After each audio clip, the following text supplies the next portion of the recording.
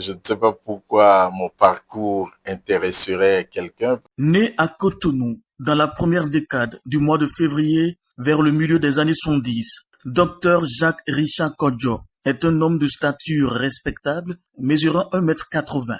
Il dégage une présence discrète mais apaisante. Son teint, subtile combinaison de clarté et de chaleur, reflète une beauté naturelle et authentique. Ses yeux noirs, à première vue, laissent deviner une profondeur tranquille, une observation attentive du monde. Son nez et ses oreilles harmonieux renforcent cette impression de sobriété et d'équilibre. Il affiche une certaine affection pour les tenues locales qu'il porte avec une élégance naturelle. Grand orateur, il sait captiver les foules avec une parole claire et inspirante, maniant les mots avec une aisance qui traduit un esprit décomplexé. Toujours prêt à servir, il se distingue par son engagement social. Disponible et actif, il participe avec enthousiasme à des initiatives comme les dons de sang, incarnant un dévouement profond envers les causes humanitaires. Marié, Dr Jacques Richard Kodjo est père de 2 enfants. Il a fréquenté l'école primaire publique centre de Lokossa, groupe A, avant de poursuivre ses études secondaires au séminaire. Orphelin de père et de mère depuis une dizaine d'années, il porte fièrement le souvenir de son père, commerçant, et de sa mère, aide-soignante. Homme de valeur, il apprécie la simplicité et la saveur des plats traditionnels. Son préféré, la pâte de maïs, accompagnée de crin-crin. 2 grandes qualités le caractérisent, son amour du travail bien fait et sa capacité à reconnaître ses défauts. Une rare preuve d'humilité. Profondément respectueux des règles, il fait preuve d'une discipline exemplaire, convaincu que le respect des principes est essentiel pour le bon fonctionnement de toute société, ce qui le montre un peu trop exigeant dans ses relations. En quête de sérénité, il affectionne particulièrement les vacances dans les lieux où il peut respirer un air naturel.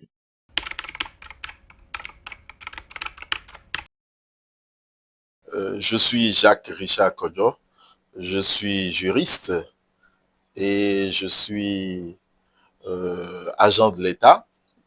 C'est vrai que j'ai un engagement euh, très prononcé en politique et je revendique ma participation au parti l'Union progressiste Le Renouveau, dont je suis d'ailleurs membre du bureau politique.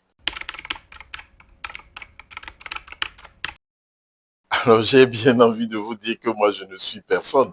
Je ne sais pas pourquoi mon parcours intéresserait quelqu'un parce que bon, je suis pas une haute personnalité de l'État. Je ne représente pas grand-chose. Mais je donne de l'intérêt à votre questionnement parce que quand même si je ne suis pas d'un âge certain, je suis quand même d'un certain âge parce que bon, à mon âge, il faut quand même commencer à expliquer aux plus jeunes le parcours que l'on a eu. Et donc, j'ai pas eu un parcours extraordinaire.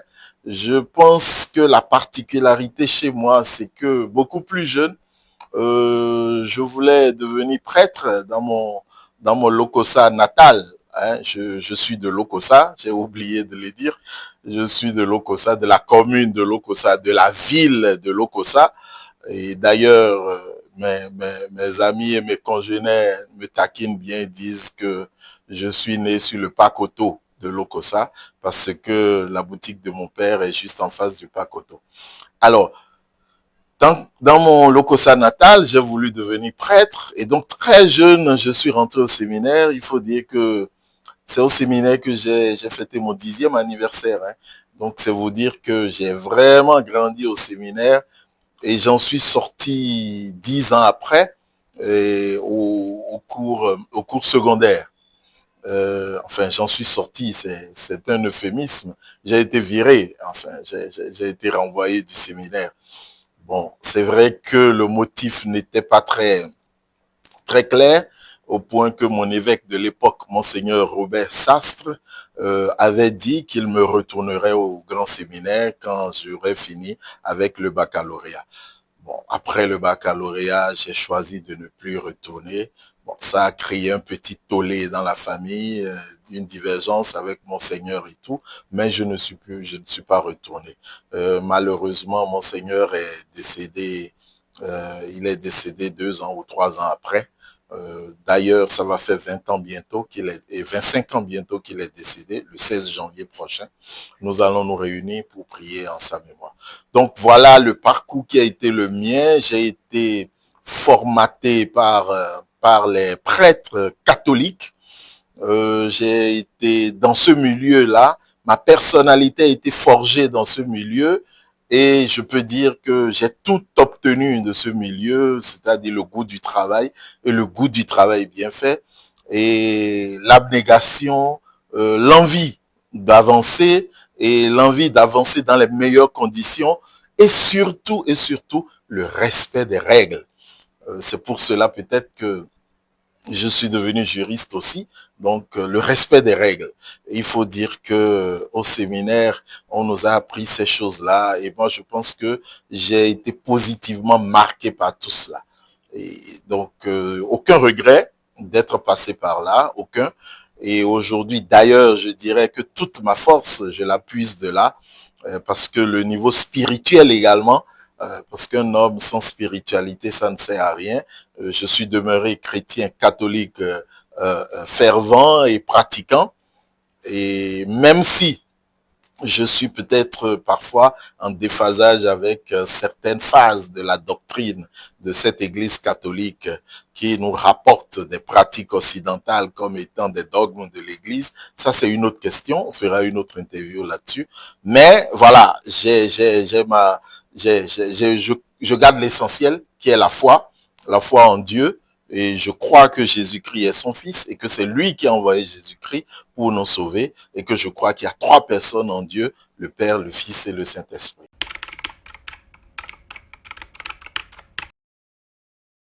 Oui, il faut dire que, en fait, j'ai fait mon examen de conscience. Hein.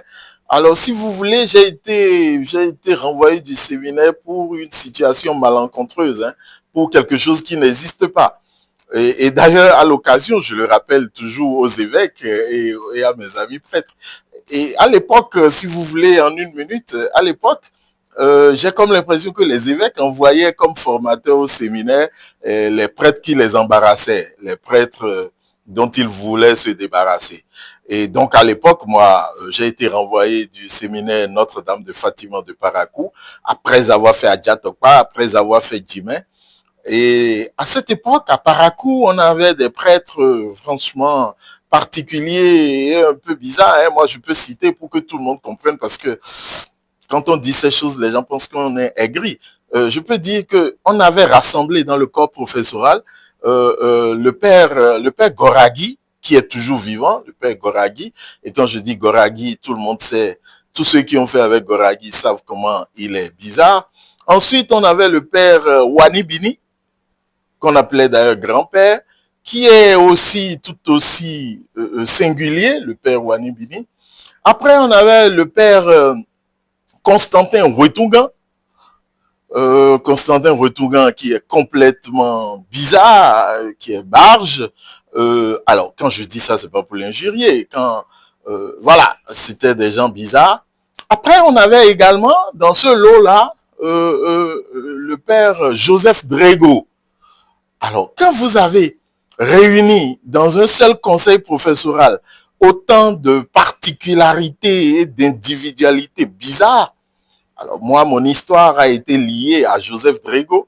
Joseph Drégo qui, bon, aujourd'hui, quand je regarde ça, je me dis peut-être que Joseph Drégo lui-même n'avait pas fini sa croissance d'adolescence. Et puis, les prêtres qu'on envoie qu'on envoyait pour nous former, eux-mêmes avec quelques soucis. Donc, c'est avec Joseph Drégo que moi j'ai eu un souci. Alors, c'était la kermesse. J'ai fait une photo avec des filles. Après, Joseph Drégo a estimé que je n'aurais pas dû faire des photos avec des filles. Bon, enfin, c'était des conneries, des choses qui n'ont...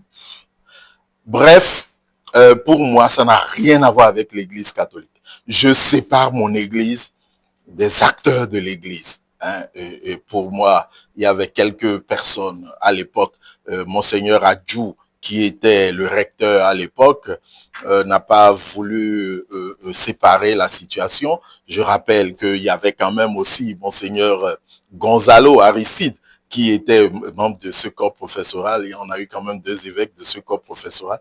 Mais pour moi, l'Église et les hommes d'Église, il faut faire la part des choses. Ce n'est pas pour eux que je crois en Dieu, ce n'est pas avec eux, c'est pour ça que je suis demeuré catholique, pratiquant, et je revendique ma foi partout où besoin est.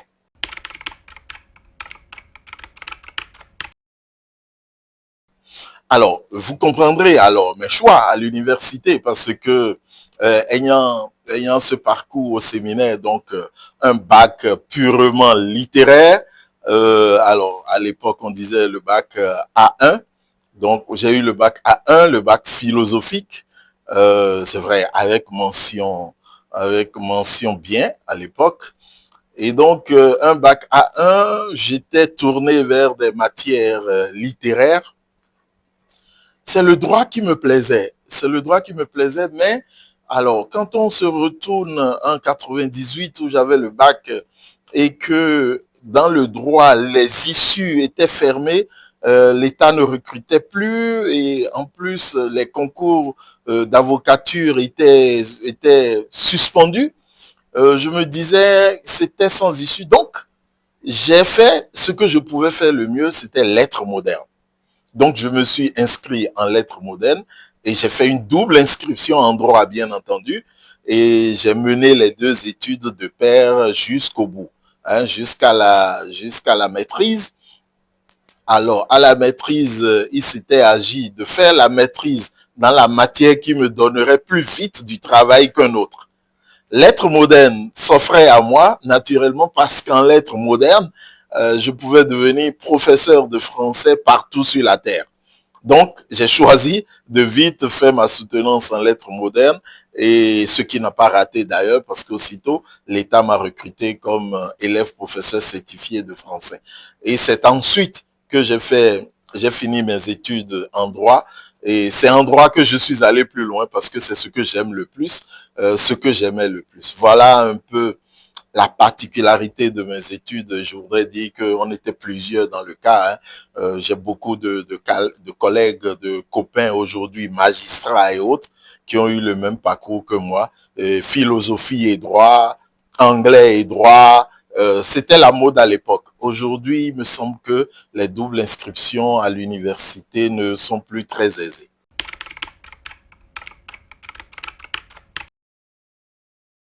Oui, moi je trouve que nous avons une vie communautaire formidable au Bénin.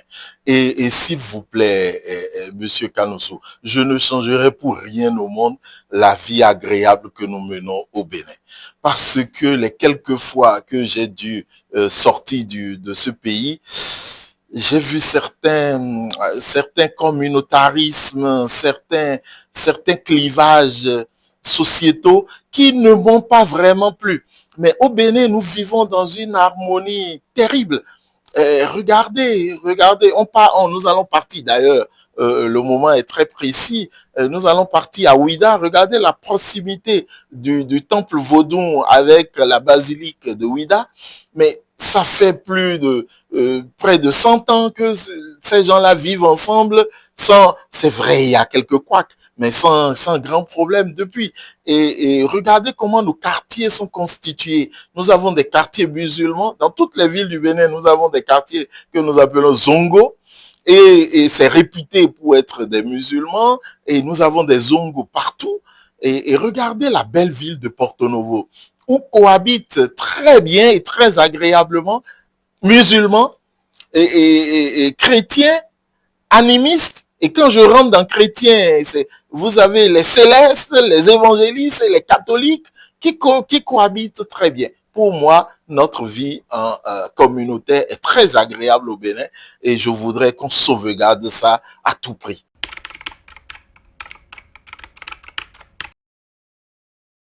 Oui, la cherté de la vie. Je voudrais juste demander à ceux-là, quand est-ce que la vie a été moins chère une fois? Parce que de mémoire d'homme, depuis que je suis devenu autonome et que je fais des emplettes, par exemple, je vais vous dire, très simple, dans mon foyer, et c'est moi qui suis chargé d'acheter les sacs de riz, par exemple. C'est les sacs de riz et les boîtes de conserve. C'est moi qui les achète. C'est pas mon épouse, c'est moi. Alors, moi, j'ai commencé à acheter, par exemple, le sac de riz parfumé de 5 kilos. J'ai commencé à l'acheter à 2500 francs. Et ça n'a cessé de grimper jusqu'à ce jour où ce sac de riz de 5 kilos, je ne sais plus, atteint 7000 ou 8000 aujourd'hui. Mais moi, j'ai vu l'évolution du prix, de ce prix-là. Ça n'a jamais dégringolé. La vérité, c'est quoi? C'est que la vie est toujours de plus en plus chère. Ceux qui nous promettent la vie moins chère, c'est illusoire. La vie, la cherté de la vie n'est pas un phénomène particulier au Bénin. Maintenant, je reconnais qu'au Bénin, il y a quelques pratiques qui permettent, nous sommes dans un libéralisme. Je vais vous dire, j'en profite pour dire, par exemple, la banque UBA. La banque UBA qui a été désignée par l'université pour recevoir l'inscription des étudiants. Alors, la banque UBA, dans un esprit certainement pour aider et également dans un esprit capitaliste, a créé un système d'enregistrement en dehors de ces caisses. Donc, quand vous allez, je vous parle en tant que parent d'étudiant, quand vous allez à UBA pour payer l'inscription de votre étudiant, l'UBA vous dit non, non, ça ne se fait plus à la caisse. Allez au dehors. Et l'UBA a sorti un terminal au dehors sur lesquels on fait les inscriptions. Mais ça a un coût supplémentaire de 500 francs. C'est du capitalisme. C'est-à-dire que ce coût supplémentaire de 500 francs montre aux parents d'étudiants que je suis qu'on est en train de m'escroquer. Et ces choses-là se multiplient dans plusieurs domaines dans notre vie économique et les gens ont comme l'impression que c'est du fait du gouvernement. Pas du tout, ce n'est pas lié au gouvernement, mais c'est lié au fonctionnement économique et la vie va coûter toujours de plus en plus cher, pas d'illusion pour cela.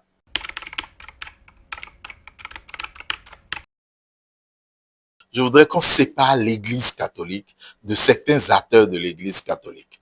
Je pense qu'il faut faire la séparation. Et si nous ne faisons pas la séparation, nous allons faire beaucoup de confusion. Je voudrais rappeler que l'Église catholique à laquelle j'appartiens est une Église 2 fois millénaire qui existe depuis 2000 ans. Et donc l'Église en a vu des pas mûres et des vertes. L'Église a vu des dirigeants de toutes sortes. L'Église alors j'inviterai les gens à aller voir l'histoire de l'Église. Ça nous permettrait de séparer les princes de l'Église elle-même. Ce que vous êtes en train de dire là simplement, moi je pense que c'est certains membres de l'Église qui pour des raisons non avouées, hein, c'est des hommes aussi, hein, les prêtres et les évêques, c'est des hommes. Si vous voulez qu'on se mette à citer les frasques des prêtres et des évêques, on s'en sortirait pas aujourd'hui. Et moi, j'ai vu, je ne sais pas si vous avez vécu, moi j'ai vécu le schisme de Monseigneur Gaillot.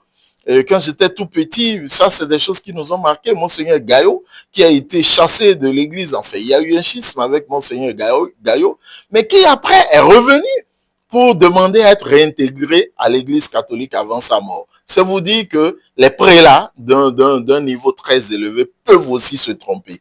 Et je pense que sur la gouvernance du président Talon, il y a quelques prêtres aujourd'hui dans notre clergé béninois qui se trompent largement. Évidemment, je les comprends parce qu'ils ont des frères et des sœurs qui ont fui le pays, qui ont fui la justice du Bénin et se disent exilés. Donc je comprends, c'est des hommes, ils peuvent avoir des sensibilités et on les identifie très bien. Hein. Moi je parle clairement par exemple de l'abbé Nathanaël Souédé.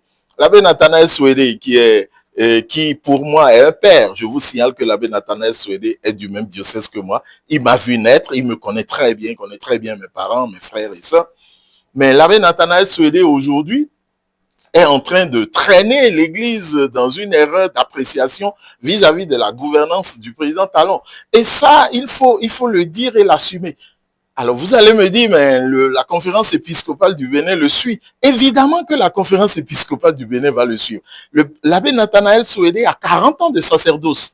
Très peu de nos évêques ont 40 ans de sacerdoce. Donc, ça peut influencer. Je vous dis, c'est des hommes, ils sont influençables et donc ça peut influencer. Et on lui a confié cette tâche, il faut le soutenir un peu.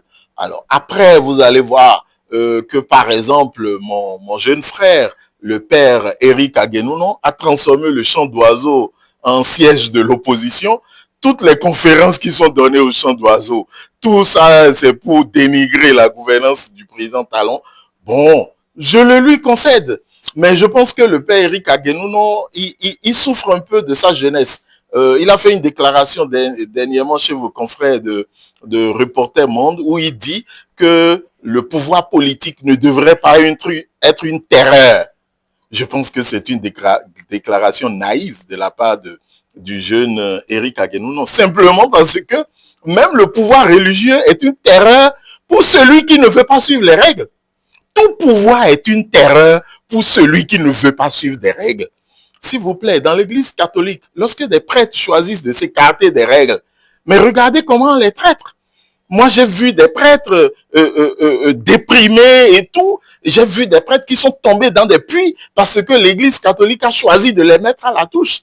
Ça veut dire que ce pouvoir-là a été une terreur pour ce prêtre-là. Mais il n'aura qu'à s'en prendre à lui-même parce qu'il s'est écarté des règles. Donc, ceux qui s'écartent des règles, ils sentiront le pouvoir politique comme étant une terreur. Donc, je pense que c'est de la naïveté que de faire de telles déclarations. Mais je comprends, parce que le père Éric Aguenounon, il est le filleul de Raymond Goudjo. Il veut marcher sur les plates-bandes de Raymond Goudjo, mais il n'a pas la tripe de Raymond Goudjo. Je vous parle de Raymond Goudjo qui a été mon professeur au séminaire. Mais Éric Aguenounon n'a pas le background de Raymond Goudjo. Goudjo, il a une dimension internationale que Éric Aguenounon n'a pas. Mais bon, il essaye de s'en sortir. Je dirais, pour sa défense, que sa gouvernance au champ d'oiseaux est déjà une très bonne gouvernance par rapport à son prédécesseur qui a été mon camarade de classe d'ailleurs. Donc, séparons clairement l'Église catholique de certains de ses acteurs qui veulent, qui sont des hommes et qui expriment des sentiments qui ne sont pas justes du tout.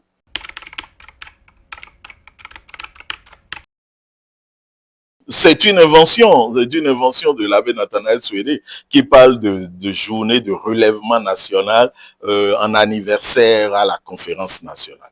Relèvement national, pourquoi? Notre pays est à terre. Notre pays est à terre dans quel domaine? Alors, le fait même que lui puisse sortir cette idée montre que notre pays n'est pas du tout à terre. Parce que ça lui permet au moins de s'exprimer. Les pays qui sont à terre, dans les pays qui sont à terre, est-ce qu'il peut oser parler? Est-ce qu'il peut oser s'exprimer? Quel relèvement national? À quel point de vue? Point de vue économique? Point de vue démocratique? Point de vue liberté? Mais pas du tout. Aujourd'hui, nous avons la meilleure liberté qui existe sur la terre. Chacun de nous dit ce qu'il veut. Mais on demande simplement à chacun d'assumer ses responsabilités. Dans cette interview, je viens d'appeler des noms. Et je viens de citer des situations. Je suis prêt demain à en répondre devant le juge. Parce que il ne faut pas dire les choses et demain refuser d'en répondre. Moi, je suis prêt. J'ai cité des noms. J'ai cité même UBA Bank et tout. Ils peuvent m'assigner demain. Mais devant le juge, j'aurai le temps de me défendre et de m'expliquer. C'est tout ce qu'on demande. C'est ça la liberté. Dites tout ce que vous voulez, mais soyez prêts à en répondre. Alors, si ils sont nostalgiques de la période de la bouillabaisse que nous avons connue dans notre pays, c'est leur problème. Et je voudrais dire, c'est pas l'Église catholique, c'est certains membres de l'Église catholique qui s'activent pour jeter le discrédit sur la gouvernance du président Patrice Talon. Si j'ai des amis aujourd'hui, et c'est parmi les prêtres, hein, et parmi les anciens séminaristes. Si je peux dire que j'ai des amis aujourd'hui, c'est vraiment parmi les prêtres. Et c'est vous dire que moi, qui suis resté au séminaire pendant 10 ans, j'ai été marqué et puis j'ai passé toute mon adolescence. Vous savez, les meilleures amitiés se créent à cette époque-là. Et donc, aujourd'hui, je suis très heureux d'être avec eux. C'est C'est pour ça d'ailleurs que je suis parfois mal à l'aise pour dire mon opinion par rapport à certaines sorties, mais je pense que ça commence à être un peu trop et il faut quand même que nous puissions commencer à réagir. Et donc, mon église catholique, avec ses prêtres, c'est mon meilleur monde, c'est le monde dans lequel je me sens le plus à l'aise et je demande à Dieu de nous garder, de garder ce pays et de faire en sorte que la gouvernance installée par le président Talon puisse être reprise par mon parti politique, l'Union progressiste, le Renouveau, et nous avons pour ambition de diriger ce pays pendant les 20, 30, 40, 100 prochaines années. Et je demande à Dieu de nous l'accorder.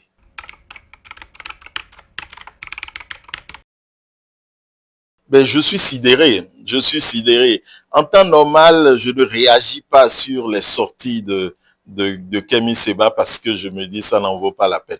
Parce que Kemi Seba, pour moi, est complètement à l'ouest. Il comprend rien du tout à ce qui se passe. Mais je suis sidéré qu'il veuille être candidat. Et alors, je ne sais pas si vous avez suivi son intervention. Je suis toujours avec beaucoup d'intérêt. Il dit qu'il veut, il dit que c'est un code électoral corrompu. Et il demande à être candidat des démocrates. C'est ce code électoral qui donne le pouvoir aux démocrates de le désigner lui comme candidat. Mais il dit que c'est un code électoral corrompu. Voilà un monsieur qui est dans un anachronisme terrible. Moi, je pense qu'il ne sait plus tout ce qu'il dit. Je retiens que c'est un Béninois et qu'il n'a pas encore été déchu de la nationalité béninoise. Donc, il pourrait être candidat. Mais avant cela, personnellement, je souhaite qu'il puisse répondre devant les juridictions béninoises de toutes les accusations graves dont il a affublé notre pays. Et dès que Kemi Seba va rentrer au pays, si personne n'intentait un procès contre lui, moi je suis volontaire pour aller intenter un procès contre lui, pour qu'il aille nous montrer les bases militaires françaises et les soldats français de la Légion étrangère qui sont au Bénin, il faut qu'il nous les désigne. C'est le préalable qu'il doit régler avant que sa candidature soit acceptée. Parce qu'il ne suffit pas de rester au dehors, de raconter des conneries et à la veille des élections de pointer son nez et de se mettre à parler. D'ailleurs, c'est quelqu'un qui est complètement déphasé. Quand Kemi Seba se met à parler pour dire qu'il veut continuer l'œuvre de Béhanzin et autres, bah, moi, je pense qu'il a un déficit de cours d'histoire. Le Bénin n'est pas que le royaume du Dahomey. Et ce disant, c'est qu'il est en train de faire de l'exclusion. Et ce n'est pas le Béhanzin qui est le royaume du Dahomey qui est le seul royaume du Bénin. Il y a eu le royaume de Niki, il y a eu, et donc nous citons les Kaba, nous citons également les Biogera. C'est tout ce beau monde qui forme l'âme du Bénin d'aujourd'hui. Ce n'est pas Béhanzin tout seul. Même si je suis de la partie méridionale du pays et que je suis pour le roi Béhanzin, quand on veut être président du Bénin aujourd'hui, on n'évoque pas que le roi Béhanzin. On évoque aussi les autres royaumes qui ont fait la gloire de notre pays. Mais bon, je le comprends, il n'a pas beaucoup d'histoire du Bénin dans la tête. Je crois il connaît beaucoup mieux l'histoire d'un autre pays que l'histoire de son propre pays.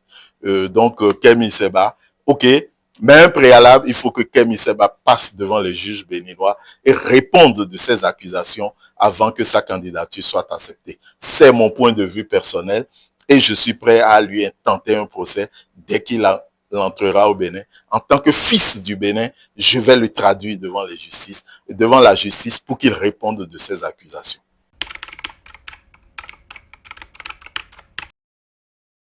Pour vivre en société et se sentir dans la paix et la quiétude, il n'y a pas deux choses. C'est le respect. C'est le mot respect. Respect, premièrement, des règles de la société.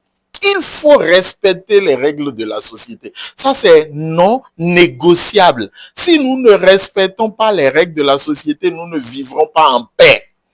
Parce que la société nous rappellera toujours que nous sommes en déphasage avec les règles. C'est ce Léviathan qu'on nous a enseigné à l'université. C'est le Léviathan. Et chacun met sa force dans les règles sociales pour que nous puissions vivre ensemble. C'est le respect des règles. Donc j'ai dit, c'est un seul mot pour vivre heureux en société, c'est le respect. Mais je dis respect de quoi? Respect des règles de la société, premier élément. Second élément, respect de l'autre. Respect de l'autre. Parce que l'homme est un animal qui vit en communauté. L'homme ne vit pas de façon solitaire. Donc, le respect de l'autre est fondamental. Et quand je vous parle de respect de l'autre, c'est le respect du voisin, c'est le respect de l'ennemi, c'est le respect de votre épouse, c'est le respect de votre époux, c'est le respect de vos enfants, c'est le respect de vos parents, c'est le respect de vos responsables sur le plan professionnel, mais c'est le respect à tout moment. Même quand vous êtes le supérieur hiérarchique, vous devez respecter vos collaborateurs pour vivre en paix. Parce que vos collaborateurs pourraient vous nuire. Je vous renvoie à la fable de La Fontaine, le lion et la fourmi. Merci.